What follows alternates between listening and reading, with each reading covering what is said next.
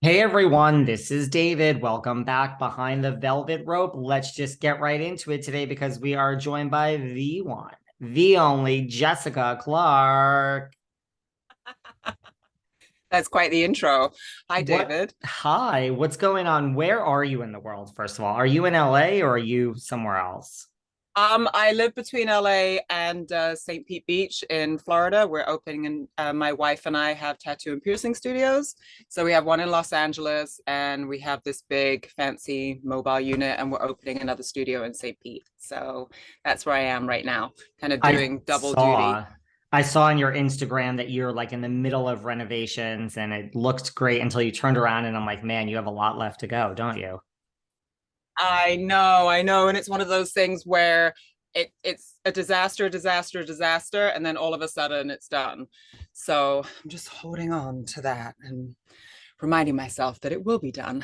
It will be done. Well, listen, I have to start by saying congratulations on this hosting gig coming out for Love. I mean, it's the first US lesbian, all lesbian dating show ever. So It is, congratulations. yes, and it's thank you so much. And just to leap right in, so we, of course, it's including lesbians, but overall, it's a queer women show. So we wanted to kind of make that very clear. Um, so non-binary, trans, lesbians, bi, all of those things, like they're all included within coming out for love. It's not an exclusionary thing at all. It's a celebration of our community and the diversity in it. I love it. And I've already watched the trailer. I mean, you've done a bunch of acting before this. How did you get this role as host? Well, actually, it's all due to Nicole Kahn. So Nicole Kahn, very well known lesbian queer filmmaker, director, producer, documentary maker. She and I worked together in one of her films, A Perfect Ending, which was my first feature film as an actor. So it was very meaningful for me. And it was, a love story, a journey between two women. And so Nicole and I worked on that about 10 years ago and just had the most phenomenal experience with each other. She's very much an actor's director, and really kind of allows you to find the character and evolve.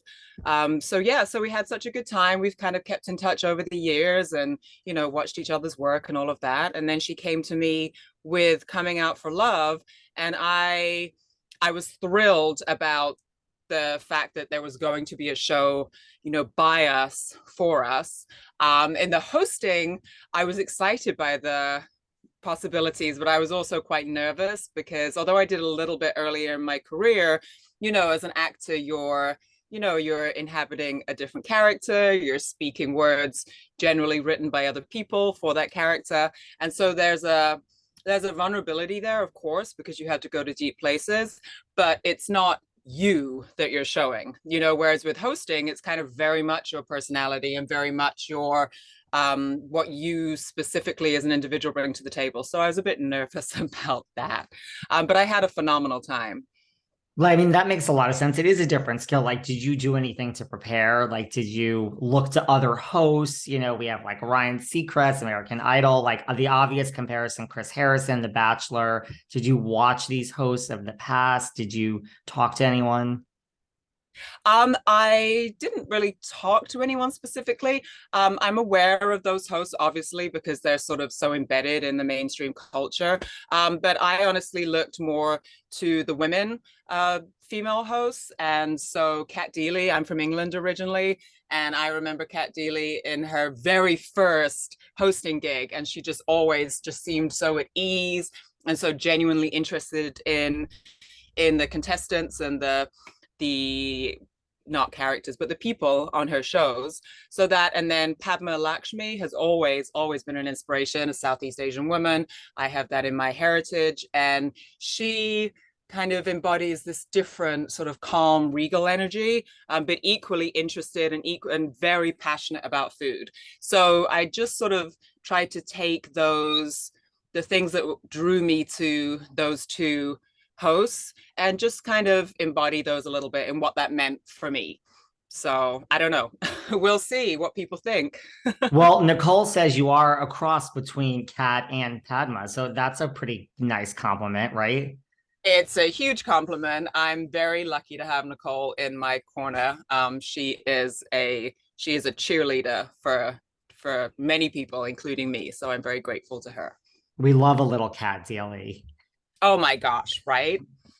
So you think you can dance? I mean, we could go on and on. She's great at what she does. She's phenomenal. Yeah. Tell us about the show, like for people that don't know, like set the premise for us. Okay, so on the one level, it is your classic, looking for love, exploring your different options, dating show. We have one lead, and then we have the contestants that are, vying for her heart, and she also is vying for theirs because we wanted to make it clear it's a two-way street, right? So in that sense, it's very traditional. Nicole Khan watches The Bachelor and The Bachelorette every season with her daughter, and so they have that deep embedded love within them. And then I am sort of a little more off key, a little more unconventional, and so we kind of brought those two different energies. So it is, I won't use the word raw, but we just made the decision to not filter anything, not shy away from anything, not to deliberately try and present specific viewpoints or keeping viewpoints out of it. We very much said to all of the women involved, be whoever you are, be whoever you're comfortable being, say whatever you want. Okay, there's no censor here.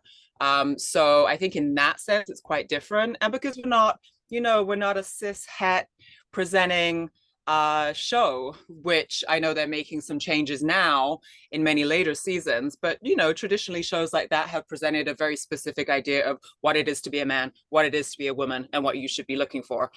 So we very specifically we sought out more diversity in ethnicity, diversity in body types and shapes, diversity in terms of where you lie in your personal identity, if you're more masculine of center, more feminine of center, all those different elements that we felt like are so intrinsic to our community and make our community so amazing, rather than more traditional.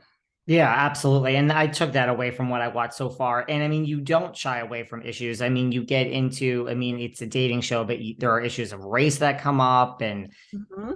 you guys kind of deal, I mean, talk to me about like that decision. Was there ever oh, let's not go here, let's censor this out, or just right from the beginning, it was like, let's just include everything that's going on here? There was never any concept of cutting things out or removing them from the table. And for me, in I'm happily married and have been for